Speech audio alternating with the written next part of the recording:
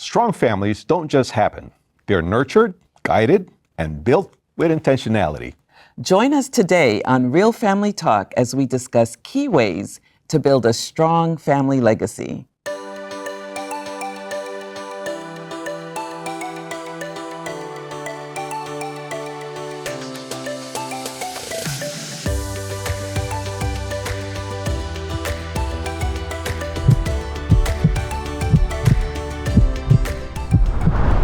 Welcome to Real Family Talk. On today's episode, we are exploring the importance of family life education, and how parents can be equipped to strengthen their homes. Today, we are joined by Dr. Robert Kennedy and his wife, Dr. June Kennedy, both seasoned professionals who have dedicated their lives to educating and empowering families with backgrounds in college administration, pastoral ministry, teaching, and seminar leadership. They have impacted countless individuals worldwide. Thank you both for joining us. It's a pleasure. A pleasure. And we should say that not only have you impacted countless people worldwide, you've impacted us personally. That's right. In fact, I should say, he was my senior pastor when I started pastoring in New York City many years ago. So they've poured into our lives. He actually did our wedding. So they are not only here talking about the work that they've done, we're so privileged to have them in the studio today. Thank you for bringing us here, because this is a great opportunity to be able to share with others what God has done for us. And I want to take the moment to thank you.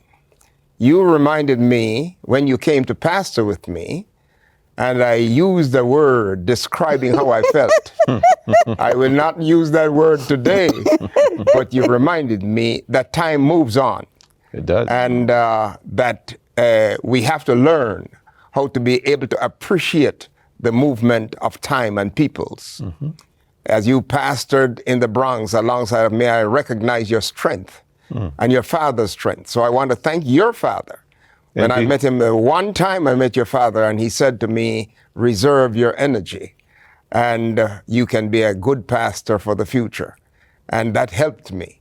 But I want to thank my parents, solid parents. My father met my mother, and together they were praying, and he looked at my mother. He tells us a story that, look, Mommy, if you want to be, he didn't call her Mommy then, but he told her, if you want to be my wife, we have to consent together to be able to pray together and build a strong family.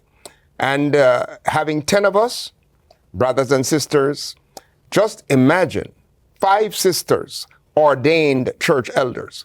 Wow. 4 brothers, all ordained church elders. We do not know how it happened, but we just know it happened by the grace of God as they trained us. Right. And that's part of our family system. And of course, you said you didn't know how it happened, but we do know how it happened. Prayer, dedication, commitment to God's way of doing family. Yes. And so what I'm hearing you say is that this whole life that you've had in commitment to families, it comes from a long place. Yes. A far place from your parents. That's what you inherited.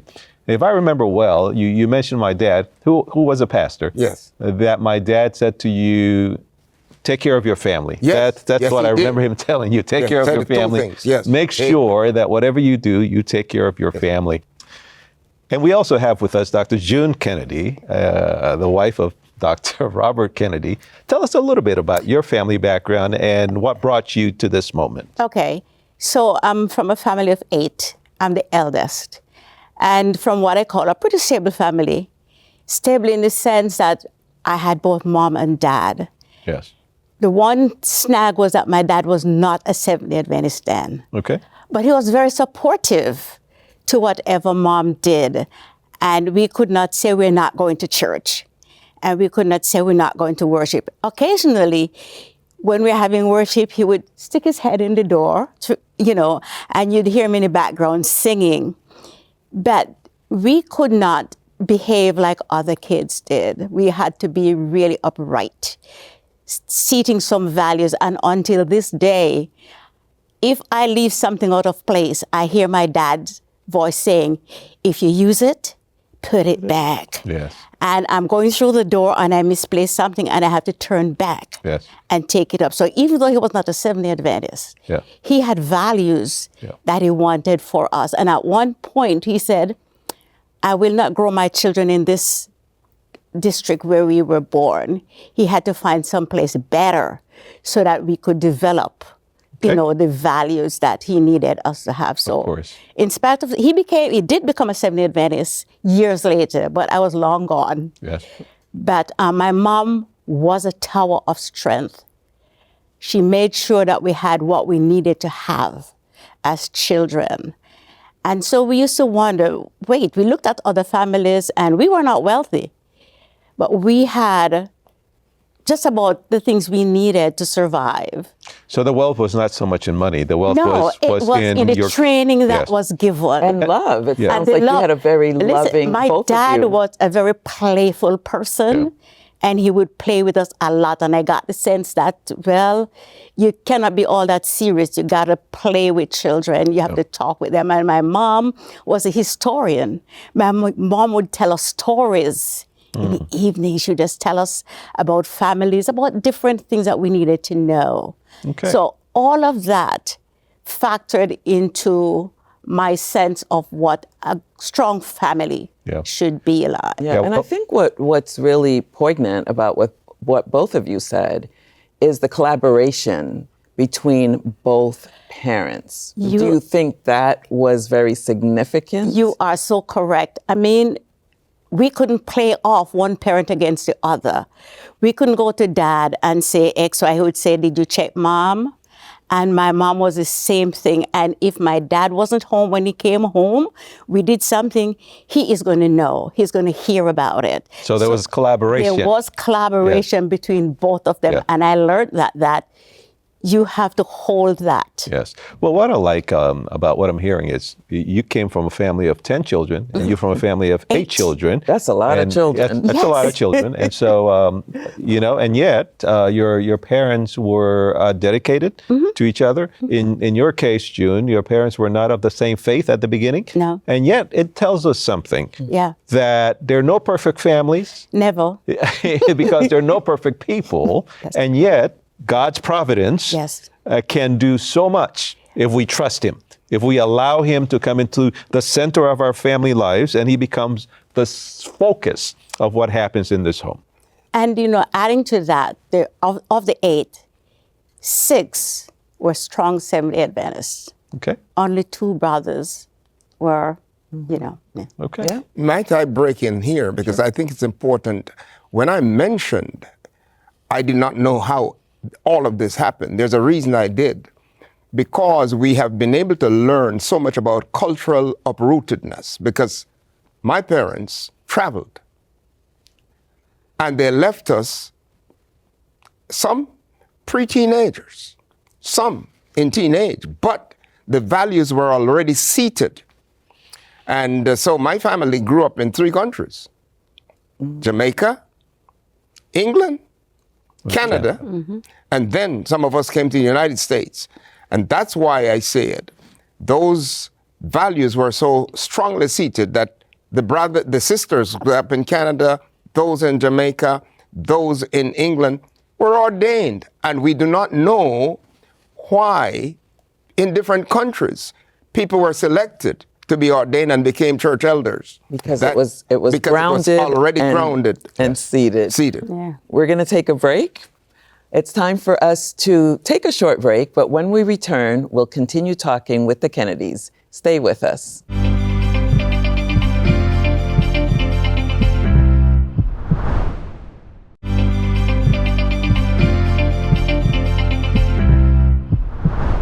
Today on Real Family Talk, we are talking about family life education with married couple Dr. Robert Kennedy and Dr. June Kennedy. That's right. And we're so delighted that you're here. In the last segment, we started speaking about your family background, and you gave us a rich history of that.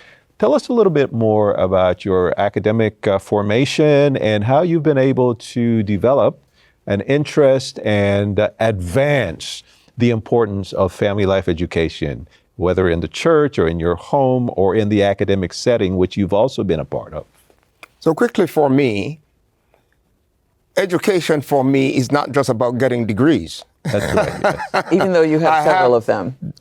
Several degrees, yes, from Andrews University, McGill University, Columbia University, Greenwich University, and other places, and certifications. But my interest in family life came through meeting individuals who were struggling, suffering pain. And therefore, I began to think about, even though I had education in philosophy, in theology, and other areas, I began to focus on ethics. And as a professor in ethics, I began to learn more about family life and the pain of family life. And June can tell you about her classroom education and the pain in New York City of seeing so many young people dying, incarcerated. All of that began to draw me, especially young men. And you know what? You just mentioned New York City, and Yes. so it threw me back to my time Yes. with you. When I pastored with you, the AIDS epidemic was just developing Yes. very strongly in the Bronx, in New York City, and how people were losing children, and even mothers and fathers Yes. were dropping out of society because of AIDS. Yes. And people were dying. So yes, I remember a very strong Yes. family life education with Yes. you. Thank you. In the local church, Yes. and with marriage, Yes. with singles, with Yes. parents, Yeah. and the whole 9 yards. Yes. And what about you in your school? You've been a school teacher for many years, Yes. and you've also taught at different levels of education. I have, but I'll pick up a little bit because of how I came up. My dad moved a lot because of his job. And I became frustrated from very early about movement and what I saw happening to other children as their parents went away and left them behind. The dysfunction, the level of dysfunctionality I saw. And so I became an avid reader, just reading. And then when I went on to college, I read, and then I became a teacher. And then I began to see some of the things that I really didn't want to see. Children being hurt. And then I went on to do a master's in special education. And that opened my eyes to the challenges, dysfunctionality in families. Yeah. And I began to think, wow, something needs to be done. I wasn't sure how to go about it. Well, in my pastoral practice with my husband, I used to try, to connect. But when we had parents and children coming together in the classroom, talk, and I saw what was happening, I was torn. And so we began to talk and found out we both had a common interest Okay. in, building a community where children and parents are knowledgeable and children can feel that they have individuals to whom they can go. And then it A became safe place, a safe place of safe safety, place, right. someone they can trust. Right. And then when I went on to do my doctoral program, I did it in urban education. Excellent. And a part of it was ethnography. And then I learned to listen more intently and use my eyes. Yes. And it has been a blessing because it has pushed me. Wherever I go, I'm always on the alert, listening and watching to see what is it that I see and how best Yes. can I help some of these parents Yeah. and children. beautiful. Just before you come in, because you mentioned ethnography, and I think it's important that we let the audience, the viewing audience, know that when you're doing ethnography, you're doing a lot of participant observation. So that keys you in to observing what's happening with people and to understanding and making the connection so that you can, in Analyzing fact, help That's them correct. if, in fact, That's- you have that opportunity. Yes, and I loved it. Yes. I mean, it's a wonderful way to operate just Yes. in life in general, Yeah. right? If we spend more time Yeah. observing people. And what I'm hearing you say is that you saw these children coming to school and it really made you think about family life. And that's kind of how I got involved in family education as well. I started out as a business major and working in higher ed administration and financial aid and recognizing kids were showing up to school with no money, And no no parents. family background. The parents just dropped them off. And you start thinking, who are their parents? Do they have parents? And it really opens our eyes. Well, But I want to ask you then, because of this shared interest you guys had in family, powerful family histories, now you're looking to help other people. So you've written several books on families. How many books have you written?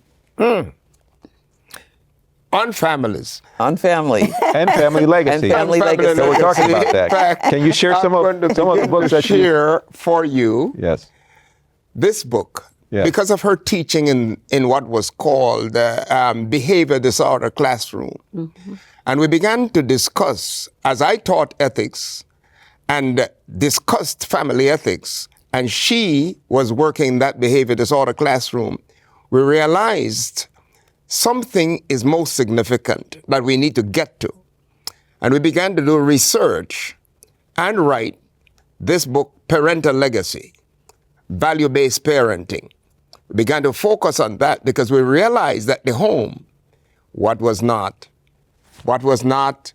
placed in the home, what did not happen in the home, did not happen anywhere else. Right. Leadership happens in the home. Right. Values are taught in the home. And that became significant for us. Then we went on to write other Well, wait, books. before you go on. Yes. Because I want to know, what are some of those values that you wrote about in the book? June, you want to name some? We wrote about family as being a value Okay. because some people have no sense of what that means. About kindness, about loving each other, about caring. Because we saw that so many times in church, but also in the context of the classroom. I saw it with parents coming in and they were behaving worse than the children. And we sensed, when I spoke to him, we sensed that something had to be done to change what we were seeing. And so... In fact, Yeah. may I break in here, June? Sure. Because there's a chapter in it that's called Legacy of Blessings and Curses. Yes. And we did not realize how many parents curse their children. One, you say, you were a mistake. Have you ever heard that? Of course. Yes. Tell a child, you were a mistake.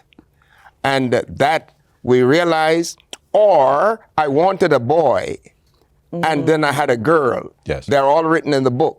So we were listening and hearing all of this, and it drew us to realize that, look, we needed to speak to some of the pain that people were facing. Then, may I show another book? Well, just before you show the other book, we have to After go to the break. break. When we return, we will talk with the Kennedys about the importance of leadership, legacy, and advocacy in family life. Stay with us.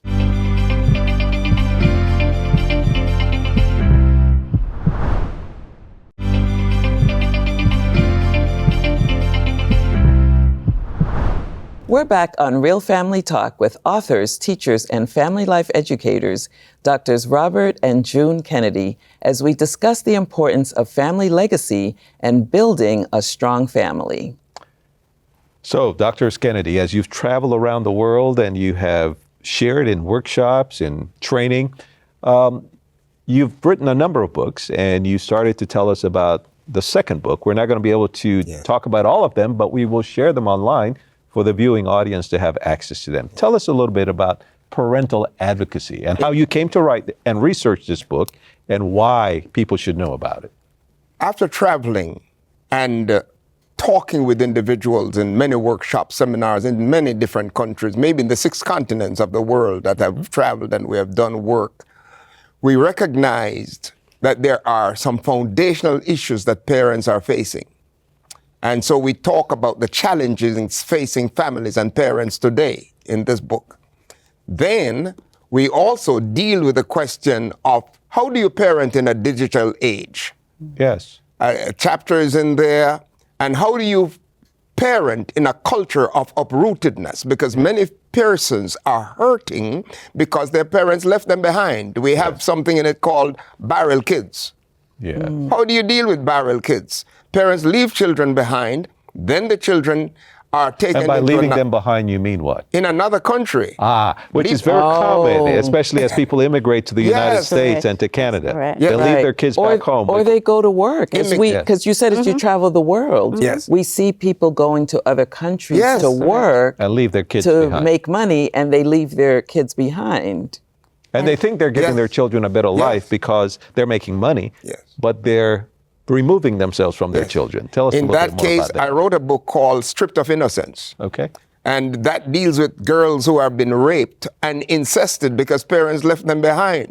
And then they come, and age 50, we began to recognize that people in age 50, all that happened to them in their childhood comes back about that age. And they just started, sometimes we were doing seminars, and people just break down in the middle of the seminar, and we couldn't tell why. We had to even call in therapy. They were triggered. Triggered. Yes, they were Triggered Right. by Yes. the information that you were sharing. It took them Brought back back memories. to their childhood and being left. So we wrote this book in order to help people to deal with how do you deal with the questions that you are facing then. Right. Or some parents had children who were just different with challenges, and they would abuse them and not knowing how to deal with them. Special needs children? Special needs needs. children, correct. And so I felt that they needed to know just simple tips. How do I talk to my child? What are the places I can find, or where can I find information how to help these children?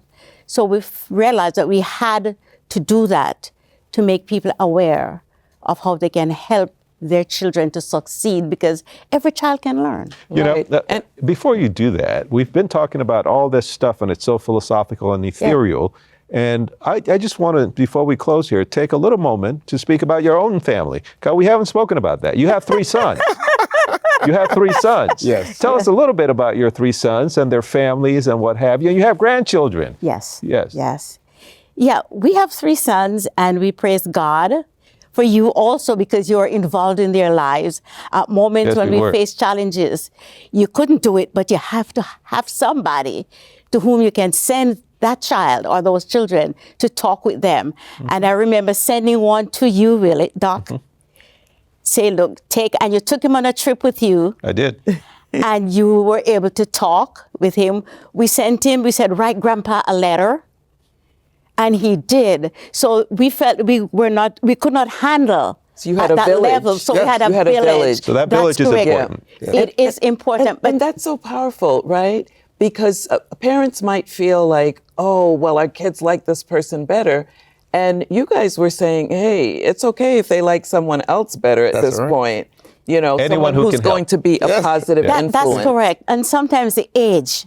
The age, The age. yes. Because And so I might not be able to talk the language that they talk. So I need somebody who understands their language Yes. and can connect with them. And that's important. Absolutely. Right. In order to communicate. And I should say that we did the same with our children, with your son, you know, when they were younger and your kids could speak Yeah. their language, Yes. you know, and Yes. so we create a village. But I think what's poignant, I think it's important to be said about your 3 sons, that they're all still Seventh-day Adventists. Yes, they are. They're all married. They're all married. They all have children. Yes. And again, this is not to criticize anyone whose children Yes. are not. Yes. But I think it's just such a powerful legacy as we're talking about what you inherited from your parents and now you, and then for your own children. Here's what gratifies me.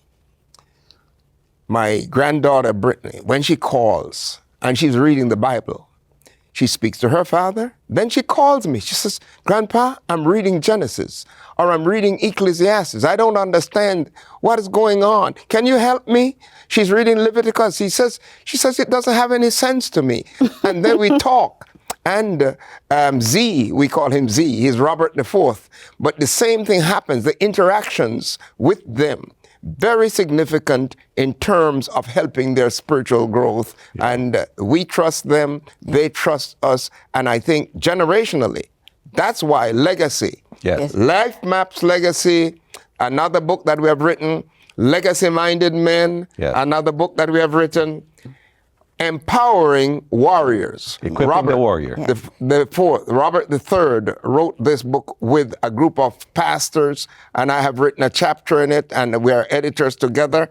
And then a legacy of blessings. Yes. A legacy of blessings. Yeah. I think that God is able to do wonderful things with families if we trust Him and if we are able to work with Him, cooperate with Him in terms of bringing about that life together. What blessing would you want to share with parents that they can give to their children? In 20 seconds. I want parents to know that they need to be friends with their children. Yes. You need to connect with them so that some of the tough things you want to say to build that relationship, you can't if you don't have a relationship with them. And we have found that to be true in our case. Embrace them, empower them, affirm them, let them know that they're special and you love them. But love doesn't say, I'm going to overlook the wrong that you've done. Hey, Amen. look, we need 2 hours with you. But thank you so much for stopping by here and sharing some with our listening audience. Psalm 127, 3-4 says, "Behold, children are a heritage from the Lord. The fruit of the womb is a reward. Like arrows in the hand of a warrior, so are children of one's youth." Children and families are more than a responsibility. They are a precious gift from God. We encourage you to take the time to create a lasting family legacy that will last through all eternity. Thank you for watching Real Family Talk. Join us again when we'll share more about strengthening families and inspiring hope. See you next time.